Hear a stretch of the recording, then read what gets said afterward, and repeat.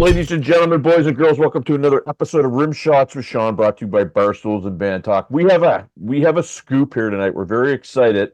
We have the one, the only David Frangioni, who is all things modern drummer. I mean, without David now, this thing doesn't run. Thank you so much, sir, for doing this. It's my pleasure. Great to be here, Sean. Hello, everyone. And thank you to Jamie Roberts, my good friend in New York, for setting this up. So first off, Jamie sends me a YouTube video, and it goes through a collection of a bunch of things that you have. Talk about that a little bit. I mean, there were some impressive things that were in that video. Well, you're talking about the drum collection Right. that I've been curating for quite some time, and it's now part of a Netflix show, King of Collectibles, just hit in season two. But to back up and answer your question, I've been collecting drums and drum sets, on and off my whole life, and I curated, what I thought was a really important collection of kits that I personally wanted to, uh, you know, keep alive. I mean, one of the things I discovered over decades of collecting is that, especially drum sets, is that the drum sets just kind of get split into whatever, wherever, and they're kind of gone forever. So I thought that that was important, that some of these kits that I would hunt down, were kept intact, and we'll have hopefully forever, as whoever collects them after me, keeps them in the condition we have them. So I have to believe that you probably have some that are easy finds, and then some others it's like you're circling the globe and trying to find them all over the place. I mean, your process must differ each and every piece that you're trying to pick up. Yeah, for sure. And most of them are hard to find. There are very few that are not hard to find, and even the ones that would classify as, easier, the only reason that they would be easier would be because they would come to auction. And then, of course, at that point, they're available to the highest bidder. So there's an opportunity. It's not so much detective work. But most of it, when it doesn't go to auction, there's a lot of detective work and networking. And fortunately, I've been in the music business at a very high level for decades, and my network is vast, and a really great network as well, of a lot of people that are making it happen and know a lot of other people. And when you just add all the ripples up, from the first rock that you skip on the pond, there's a lot of ripples after that. And there's just so many people that I'm connected to in one way or another that, I've been able to find some really amazing drum kits that were, literally five people removed from me, none of whom I knew after the first person, and the kit was in like storage in Pittsburgh, and or half of it was in Pittsburgh and half of it was in LA, and we put it back together, and there's a lot of stories and a lot of work that went into it. I'm a follower on Facebook of a site that's dedicated to the late great Hal Blaine, and they've had some very good growth. And oddly enough, there was a drum kit that Hal owned that wound up here in Nova Scotia. But on there, they talk about how he was a gear guy, but he wasn't. He just kind of went through his gear and he'd get a new set. Are you going through things and finding things that you're like, I can't believe I found this? Like it's like the pink elephant or the unicorn, and you find it and it's like, wow, I can't believe we've discovered this. Oh, without a doubt. I mean, it's many different items. I mean, I can talk about a whole host of items just from Carl Palmer.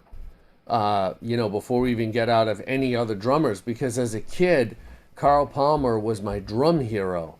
And, anybody who knows any of my story knows that I spent, the first part of my life, and obviously all as my childhood, in and out of hospitals and eye doctors because I had eye cancer, and I was, with retinoblastoma. I had my right eye removed at 2 years old to save my life, basically. And it really was very traumatic, and music was a refuge for me. And Carl Palmer just happened to be the drum hero that I discovered in a way that just was very impactful to me. I loved his playing. and I loved his drum kits. And so it was really an interesting combination. You know, when I followed Buddy Rich or Joe Morello, who I ended up studying with and becoming very close friends with, these guys had small drum kits. So I was blown away by their playing, but their drum kit wasn't really inspiring to me. Not that their playing wasn't enough, but as a drummer, you can be inspired by even more than the playing, right? And so drum kits are such visual, artistic creations. And so Carl Palmer, at the age, I mean, everything is timing. So at the age that I discovered his drumming, he was with Emerson, Lake and Palmer, and he had a one of one custom stainless steel drum kit that was made by British Steel, which was the only drum kit British Steel ever made. Turns out it took over a year to make the kit. Every shell was hand etched with a different animal on it. Took over a year of just the engraving alone, and the kit sounded like nothing I had ever heard. As you would imagine, a single-headed stainless steel drum kit might sound very different, and it did. So here's this virtuosic drummer with, you know, very progressive music, along with some scattered hit songs like Lucky Man, etc. And then you got the drum sound, which is extremely unique, and the drum kit, which is visually incredible and unique.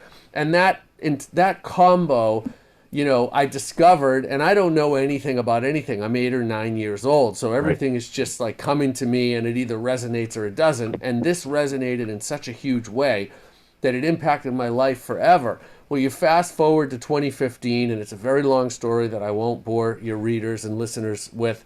And I end up buying that kit through a Ringo Starr auction because Carl had sold it to Ringo around 1980, 81. And I'm the high bidder. I own the kit. And through a mutual friend, then got introduced to Carl Palmer, and he and I became very close friends. And he ended up selling me some other items that he had that he was never going to sell. And they were all part of my childhood, where the same memory I had of the stainless steel kit, I had of some of these other items, all that I had either seen him in on albums, in pictures, on videos. I went to see Asia when I was just 15 years old, and I was able to get the babysitter to drive me to an Asia show on their second tour for Alpha. So that was the first time I ever saw Carl live. Of course, I got stage left. No one could understand, like, why do you want to sit stage left and not see the show head on? Because I want to see Carl Palmer from the hi-hat side Yeah, and yeah. how he's drumming, and I want to get as close as I can. And so all of these memories and this impact, and now I end up with items that were from that show that I saw, from the albums that I looked at the pictures of, and on and on and on. So that's just one drummer, and I'm not saying just one drummer because he happens to be the most influential drummer in my life, but it is just one drummer of many when we're talking about the collection that I've curated. And just within that alone, you know, those are just lifetime memories. And I mean, what I love about that, because you met Carl and now you're friends with him, and Yeah, we um, drummed together. We did a DVD together, drumming. I that's mean, who's amazing. crazy enough to get on the stage with Carl Palmer? I guess a guy who's crazy enough to buy a stainless steel 2.5 ton kit. Well, but obviously, again, it's secure enough his own skin that went through it an awful lot when he was younger and did the work. And so, you know, you're you. You do your own thing, and you can do that. But I'd be interested to because I don't know if you saw the movie Hired Gun. It was a movie Oh, about of all the. course. Yeah, Okay, no, I have so great friends in that. Eric Singer's in it, Kenny Aronoff, great guys. Okay, so when I watched that, I lived in Toronto. I get to know Phil X a bit. I was like, if I could interview Liberty DeVito, I'd die a happy man. I wound up interviewing Liberty.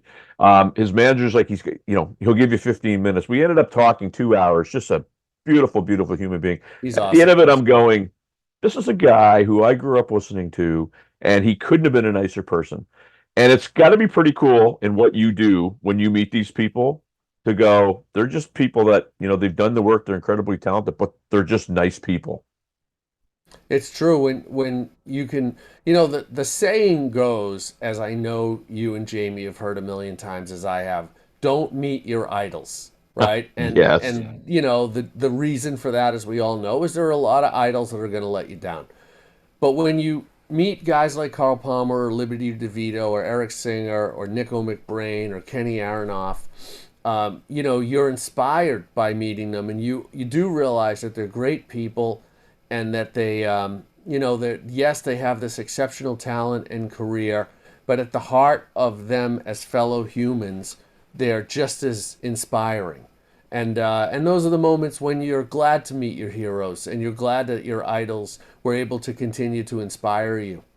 Well, and you mentioned Eric Singer because it's funny. I've become very good friends with Greg Chason, who was the bass player in Badlands, Okay. and I'm, as you can see, I did my part to send Gene and Paul's kids through university. I'm a huge Kiss fan. And Eric Singer to me is a guy who just seems unflappable. Comes into a situation where he probably knows he's going to get roasted by certain fans, and in your publication when he was on the cover. I remember the last question was something along the lines of, what are your parting words? And he go, this is the gig. The gig is a gig. If you don't like it, don't show up. And I actually use those words in my everyday life when somebody comes out and, wants a critique, right? Talk to me maybe about some people that you've met that kind of are both amazing players, but they're maybe a little philosophical in their ways and means of conducting themselves. Now, philosophical in what way? Well, just you know what? I again talking about you. I'm comfortable in my own skin. Somebody doesn't like what I'm doing, whatever, and they can impart that on other people and maybe gives other people that peace of mind in their own playing in their own shows. I think that's a common trait, characteristic of most of the successful people that I know, not just drummers. Right. Because, Joe Morello, when I studied with him, I started studying with him when I was 16 and a half years old. And the reason that I was 16 and a half, and I remember it vividly, is because I didn't have a driver's license when I first wanted to study with him. And the first thing I did when I got a driver's license and was off of my driving permit and didn't need someone in the car with me was drive to New Jersey, which growing up in Boston was about a 6-hour drive each way, and to study with Joe Morello. And I was so inspired by his playing and his technique and everything that was incredible about him. Of course, at that time, I just had records and Modern Drummer, funny enough, Yep. because of Yep. course I wasn't owner, I was reader. And, and I start studying with Joe, and he is very philosophical. I'm 16 and a half, so philosophy was brand new, if I had even had any prior. And so I went there to learn, Moeller and, one-handed rolls as he was famous for, and stick control and all these other things that were entirely about drumming. And he was so wise and such a great mentor that he didn't just talk to me or teach me drumming. He talked to me about the business, and it was my first real education in what it is to be a professional musician, because up until then I had already been playing for several years in clubs. I had done a lot of gigs, so I had a lot of experience but no wisdom. And so I was just your grunt drummer 5 nights a week and just drum, drum, drum. And when he would sit me down, the first thing he ever said to me, and I never forgot it and never will forget it, is the secret to failure is trying to please everyone. And the secret to success is not trying to please everyone. Love it. And I just said, wow, like I'm still unpacking that one, and it was 40 years ago. So I think that speaks to what you're referring to, where people are their own person and they have to have a little bit of Teflon in their uniform, because there's just a lot of haters, and some people are haters just to be haters. They don't even know what they're hating for. So, we as creators can take things personal, because in some ways everything can feel a little personal because our creation is personal. When I'm there drumming, if you're inspired and you like what I'm playing, that does speak to my personal taste of what I wanted to play and your appreciation of it. And if it's the opposite, there's a little bit of personal to that. But the fact is, as you do understand more about life and more about happiness and more about the journey that we're all on as humans, realize, and it's much easier to say than to actually practice, but when you do practice it, you've really kind of arrived at a certain place, and that is that you truly put your best forward and you realize that you can't take it personally.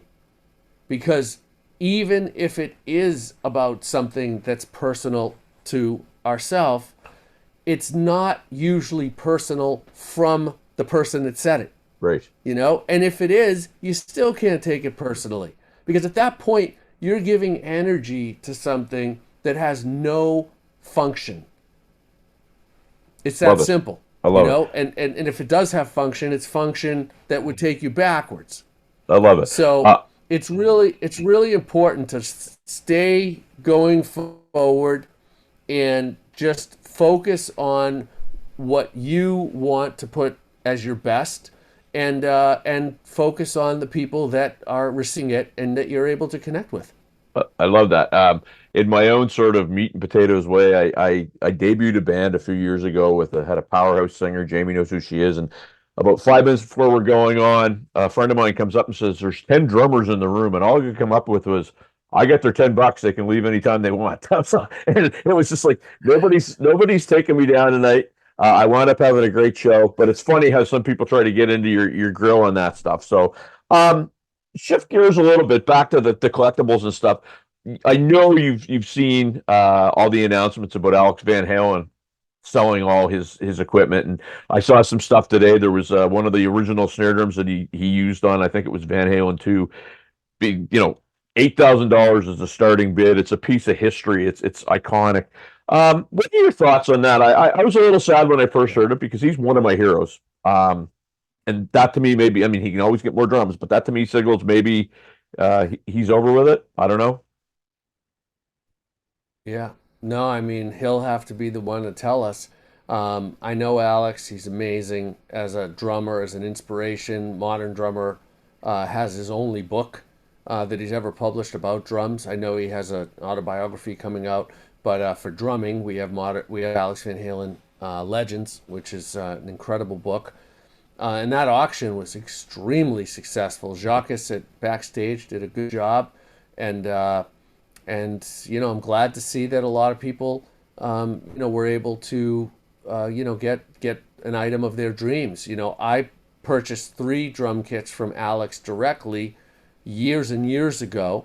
His 1981 or 1980 Invasion kit, and his 2012 kit, and his 2015 B kit. He just sold the A kit for 150,000, and this is the same kit, but it was not. It didn't tour because it was supposed to go to Europe for another leg of the tour, but they didn't end up doing that tour. So it's the exact same kit, and it's just, man, it's priceless. So those 2 kits are actually part of King of Collectibles and will be being sold at Golden, and they're extremely valuable, but they're so priceless in what they represent. I mean, an Alex Van Halen drum kit to me is a Picasso of drumming.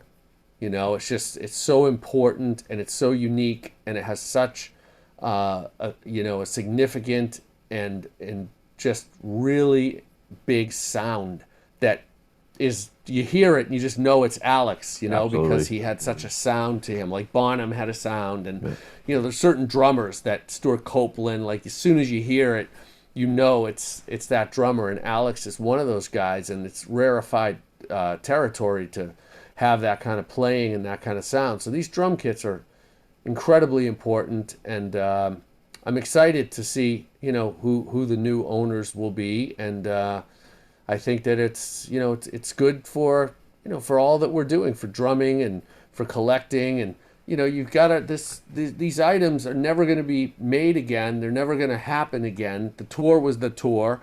This is the kit that was on it, and now it's about maintaining history and sharing it a little bit. And so when someone takes possession of it, chances are they won't have it forever either. And this is how we keep this alive. I think it's really important to do that. So I'm really excited to see who's able to enjoy this the way that I have. Well, and you bring up a great point because often, when a generation goes and the next one comes up, they forget the history and maybe not necessarily on them, maybe they're not reminded. But I mean, if Alex Van Halen, as far as I'm concerned, I mean, he's in any other band, he's a bigger legend. I mean, he's already a legend. But just Yeah, to be able to go, you know what? I know what I do. I'm going to let my brother have all the accolades, but his drum kits in everything that were. I mean, some kits were total acoustic, some kits were a combination of electric, but everything was just so unique and original when he did it. The octobans and different sorts of things, and yeah, totally. Oh, it's so true. That's a great point, Sean. And all these drum kits are so iconic. I mean, it's amazing if a drummer has one or two or three iconic drum kits. That's a lot, you know. Alex Van Halen had, eight or nine. I mean, it's like he just kept reinventing. No one's ever done what he did with drum kits. Nobody even got close. You look at the Black Ludwig kit. They sold part of it at the backstage auction, but it didn't have all the octobans in the front. right. I think it was Diver Down. I think was the tour It with it, was, yeah, yep. but it's just incredible how innovative Alex was, and man, it's been such a privilege to own these kits, and just be a part of it. Well, and I'll tell you what, sir, learning something through in the pages of Modern Drummer. I remember reading an interview with Alex years ago where one tour, and maybe he did it for more, but he didn't have a single crash symbol on the kit. It was all ride cymbals because he liked that big sloshy sound, and I was always thought that's incredible because to my ears, I don't like the big sloshy sound. I could just imagine what that was like, but for me, that was like everything was oversized and everything was a ride cymbal. So that was pretty unique. Oh yeah, and the Reverend Al, I think it's like a 24-inch ride, and Yeah, Heisty, and it's just it's awesome. Alex, we're so privileged, modern drummer, to work with Alex. He won the Hall of Fame in 23, which he so deservedly absolutely. belongs in the Modern Drummer Hall of Fame. So that was a true privilege and honor to bestow him with that the readers decided on, and we as well couldn't have supported it more. And to have his Legends book it's just incredible because the music will go on forever, the book will go on forever, and there's so much to learn from it and be inspired by it. I was thinking about this question all day and how to ask it and how to ask it properly. So I'm just going to throw it out there and hopefully I ask it in a proper way that I convey it properly and you understand it. But so the thing about Modern Drummer for me always was every month I would pick a copy up. I grew up a rock guy, so there was always something there for the rock guys. But then I'd turn a couple pages and oh, there's a jazz thing I didn't know about. So there seemed to be something for everyone, but even the people that weren't in a certain genre that they were there for a certain piece were able to learn something. Was that something by design that you did? And first off, by design, and then the amount of thought that goes into doing something like that is incredible. What would the process be and all that, Frank? Well, we have to give credit to the founder of Modern Drummer, Ron Spagnardi, Yeah, right? He started the magazine in 1977, so we're going over 45 years, and he was a true innovator, and he really set the blueprint and the legacy for how the magazine would evolve and how the magazine would offer as much to as many drummers as possible every month. And that's what I had to live up to because my wife and I bought the magazine in 2020. hmm. Our timing couldn't have been I worse. It was was going to right say, before the great time to pandemic. buy a magazine, right? Well, how about 3 weeks before the pandemic? I Right. mean, if you buy it during the pandemic, you know what you're in. If Yeah. you buy it 2 years prior, well, it's a normal time. You buy it David's three a risk weeks taker. prior, the pandemic was going to happen as much as a meteorite was going to hit the world and we were all going to disintegrate. Like Right. that's how much people knew and were talking about the pandemic, meaning they weren't. And then all of a sudden 3 weeks later, it's on everybody's mind and the world shut down a couple weeks after that. So the timing was about as bad as it gets. And that's how it goes, right? But we were very serious about our commitment to Modern Drummer in the community, and Isabel Spagnardi, who Ron's widow, because Ron, of course, passed away in 2003. And Isabel asked if I would take it over. She believed in my continuation of the vision that Ron had, and I'm very grateful for that. And so we're only the second owner in the history of Modern Drummer, and we're very committed to it. So one of the things that we've done to answer your question is, we've looked at the blueprint for what Ron started and for what drummers have come to expect, and we've modeled that. Because here's the thing: you've got the blueprint for the past informs, okay, here's what the expectations are. However, if you just wash, rinse, repeat, then you're really not innovating and you're really not growing where it is, because it's not interesting to just, always be predictable and always kind of, just throw one down the middle. There's got to be some curveballs and some sliders, and, there's got to be some spice to it, and there's got to be innovation. And we've been very serious about, okay, let's keep the core values in place and then grow it and innovate. Maybe bring some new people in with new ideas and new perspectives. Bring people of different age groups and generations onto the team, because that gives it, again, fresh perspectives. And so we've been very, very deliberate to honor what the expectations have always been, but exceed them now and grow and innovate, so drummers have an even more vibrant and informative community than they've ever had through Modern Drummer. One of the things that I learned from Modern Drummer, and I would say probably in around 2020, because the whole podcast thing for me was by accident. I was a gigging drummer like everybody else. All my shows got canceled. You know what? I'll give this a try. I'll interview some of my musician friends, and off we go. But one of the things that I started to study, because I was fishing around to become an artist with somebody, and I learned very quickly it's not just about getting free stuff or discounting stuff. It's about how you can rep the product, how can be a good ambassador of the product. And so I'm a Mapex artist, and I rep the absolute guts out of them. But one of the things that I did find is I studied some of those guys. So when you were running ads on a Todd Zuckerman that had a Sabian thing, or a Carmine Appice that did this or whatever, it was a good learning ground for me in how to properly be an artist that reps a product. I'd love to get your thoughts on that. Well, I think that integrity, all above everything else, is the most important element. And I think that any musician or any creator that has an endorsement, the best thing is for them to really believe in the products that they're endorsing. It always seems to be a great fit when a drummer plays an instrument, whether that's a cymbal brand or a drum brand or drumsticks or whatever it is, and then the endorsement evolves because the drummer's career Hmm. gets big enough that he can start influencing buying decisions, right? Which is the whole idea behind endorsements. I think that's always a great formula, and I think when something happens differently than that, where a drummer endorses a product just because it's free or because there's some other arrangement in place. And I don't see very much of that, by the way. I see most of it's all within integrity, if not all of it that I see.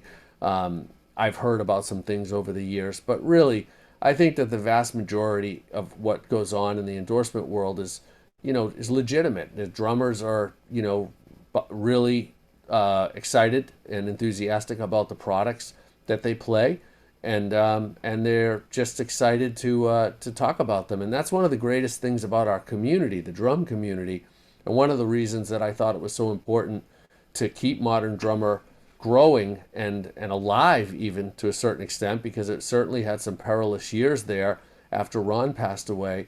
And it's because the community is just so incredible, and the drumming community is such a brother and sisterhood of just people that want to see everyone else succeed, and they understand either intrinsically or literally that because you succeed doesn't mean I don't. It's drumming is not a gold, a silver, and a bronze, and that's what it is, and that's it. It doesn't work that way. It's like there's lots of golds, and lots of silvers, and lots of bronzes, and they're all significant, and they're all wonderful to achieve, and they'll all happen at whatever the divine timing is of someone's life and career and playing. So, if you just put your best foot forward and you give it all you got, and you follow your dreams and you do the work, the drumming community, I always see bond together and try to see their fellow drummers, you know, get where they want to go. I mean, how many stories have we heard at, a big 10 or 12 band festival that one of the drummers, their snare drum breaks and they don't have a backup, or their bass drum pedal breaks and it was their last backup on that leg of the tour, and of the 11 or 12 other bands, there's a line of drummers saying, hey, use mine, or how can I, or hey, can you show me that stick trick that you did, or can you show me that fill that I heard? And it's just an incredible community, man. And I don't see it in all the different instrument categories like I see it in drumming. So to me, drumming without the modern drummer community, when I was faced with, do we take modern drummer on as a company? Is it something that we pursue? And it certainly wouldn't be to make money, Mm. honestly. It would really just be to keep it alive. And we looked at it, and I thought that as a drummer my whole life, even though I haven't played professionally to make a living my whole life, I've played the drums my whole life, and I've been passionate about it for my entire life. And I've known Modern Drummer since the first couple of years it was out, and I discovered it in a drum shop, and then saved up enough money every year to subscribe and mail my postcard in. And I just look at drumming and I just think, if we don't have Modern Drummer as one of the key components to our community, drumming would be set back quite a bit. I Agreed. mean, it's an interesting thing is that there's a lot of places online and related to get information and to pick up pieces, but there isn't one place without Modern Drummer that is, the community for where we truly celebrate drumming, and we have this encyclopedia like history that's been curated through all of the issues. And when you put all of it together, and Ron innovated drum festivals, and he innovated, next generation drum books. He was the first to do drum videos. I mean, you look at all of these firsts that'll never not be firsts, Mm. including Modern Drummer itself, the original first and largest drum community. And it's just really significant and important to drumming. And I'm not saying it's the only one, and I'm not saying it should be the only one, but its place in drumming and in drum history is cemented. And I think and thought in 2020 it was really important to continue that. So we have. And, thankfully, we were right, at least from a community level. We were right that we didn't get into it to make money. And we were right that it was important and significant to keep going. And that's all been correct. So that's a Well, beautiful thing for and drumming. you mentioned David the drumming. I have another sort of thing too. I think drummers finally get sick and tired of all the drum jokes that are being made about us that are just ridiculous. So we stick together on that end too, right? Um, I'd be interested. So print media is it is a tough slog now with this thing they call the internet and whatnot. Um, However, I'm one of those guys. I still like to get the pages of something and look through it. And I can remember uh, Modern Drummer in like 1990. It was an interview with Stuart Copeland, and he made this comment. And if he had been in front of me, I would have just yelled at him. But then I listened, and he was talking about rock guys always like to tune the drums low, but tune it up high, you get a better crack off the thing, off the tom, the microphone. And I started doing it. I'm like, man, Stuart Copeland, I don't hate you anymore. But I mean, that's the type of information that you get in those interviews, and I think that sitting down and reading those pages is important. I still think it's important. Well, I couldn't agree with you more. And I'm not saying that in a self serving manner, because believe me, we could have passed on being involved with Modern Drummer It was a heavy lift. Even without the pandemic, it would have been a heavy pandemic. It was a massive lift, and I'm certainly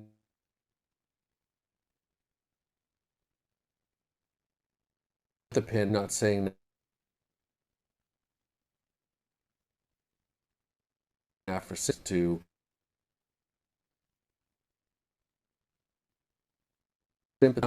or social media there, look for this and look for that. But the way Modern Drummer delivers information very succinctly and efficiently and brings that inspiration and that information and that education to our community every month, um, that's like the only place that it really happens like that, and it's very bipartisan, and it's just all about, just trying to cover the most compelling stories and drummers and concepts and news and products and all of these aspects of drumming that are important to us, and just put them in a way that, I wouldn't say, today, I might have said it 20 years ago that, oh, it's the only thing you need to read or see or experience. Today, I think it's one of the things. Hmm. And I think there's a lot of value in other places and information as well.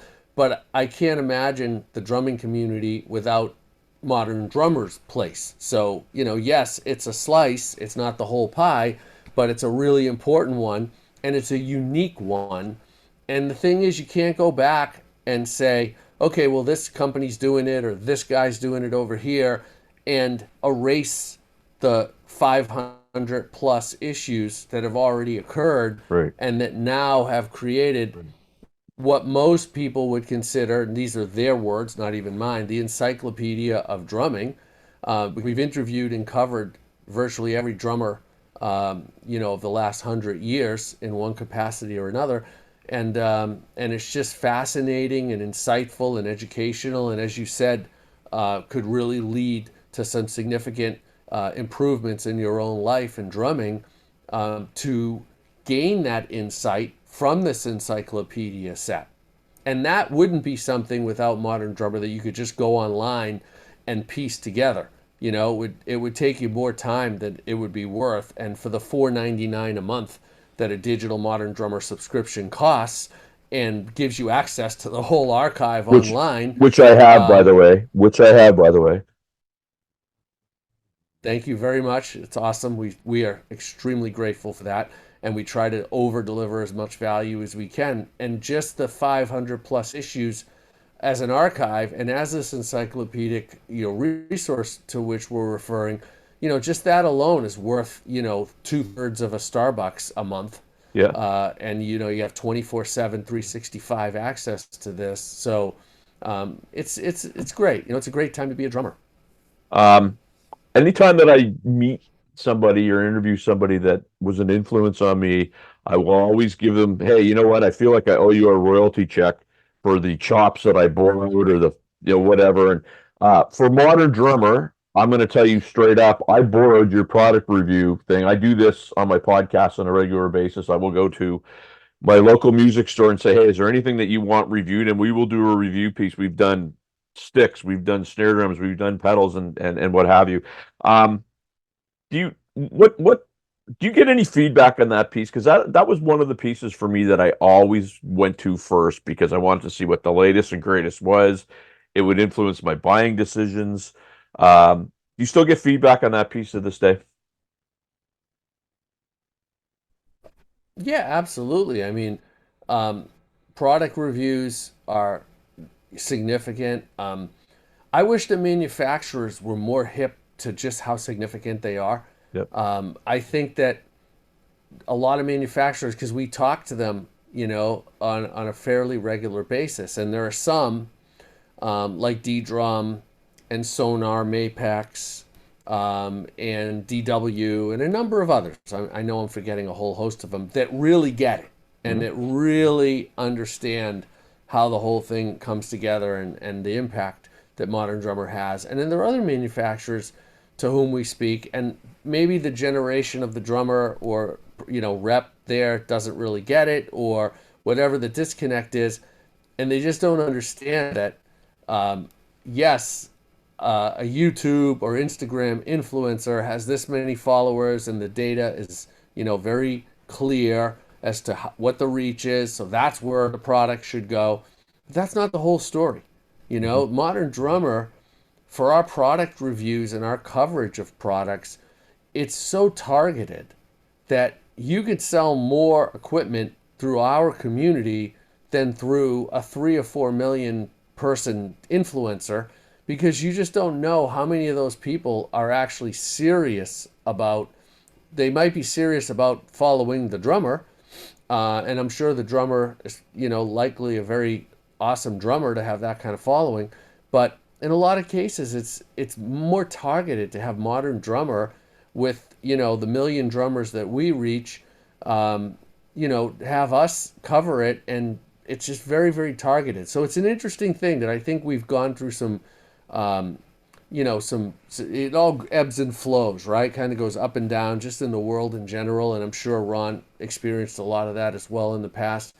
And so, it goes up and down where we have manufacturers that get it, and then eventually they might not, and then they eventually come back. And, I think that's our biggest challenge is just, making sure that we can align with the manufacturers as much as possible, and getting them to support the fact that we want to review their product. I mean, I never would understand and never will understand, we're going to introduce your new product to a community that's one of the most vibrant and engaged communities of drumming in the world for more than 40 years.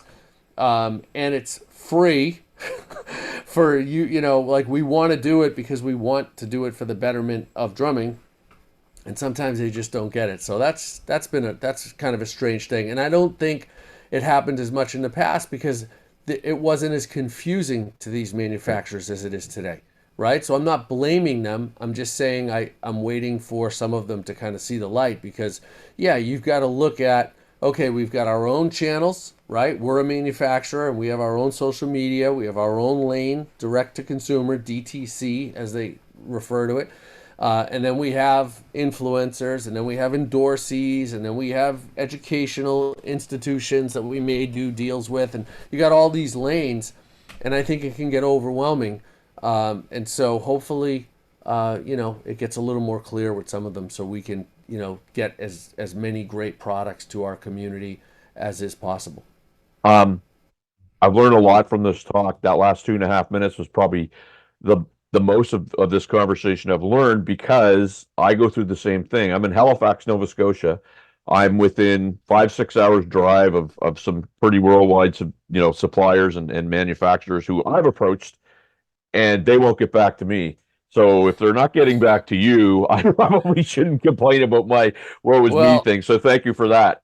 no, you're welcome. I mean, look, it's just the world that we live in today, that it's, the great thing is there's tremendous access. The problem is there's tremendous access, right? Right. So it all comes in finding that balance, where, where you kind of crack the code on what's the best way to inspire the community. I know manufacturers, their goal is to innovate in product development and sell as much of that innovation as possible. Our goal is to innovate to our community and help them deliver that message as much as possible to this community.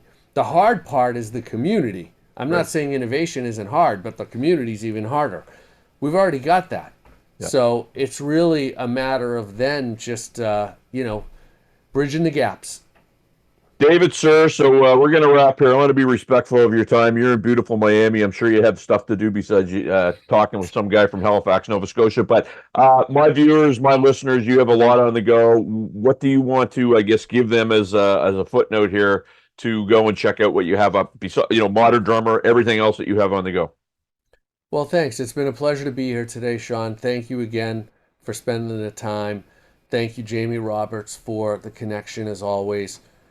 And, anybody who wants to learn more about me, davidfrangioni.com and David Frangioni on socials. And check out King of Collectibles on Netflix, Season 2. If you want to see cut right to the chase on drumming, then go to Episode 7 27 minutes in, and you'll see the little bit that we've been talking about with the big drum collection and what we're doing with Golden. And otherwise, everybody stay safe, stay healthy, keep drumming, and thank you for tuning in. David, thank you so much. I'm going to go. I'm going to add you to my socials. I'm going to go. The heck with the Florida Panthers game tonight, man. I'm going to go look at this Netflix piece because Jamie sent it to me, and it looks so impressive. So thank you very much, sir, for doing this, and it was very nice to meet you. Well, the pleasure's all mine. Let me know how you like the segment on Netflix, and I'll see everybody soon. Thank you, guys. Peace.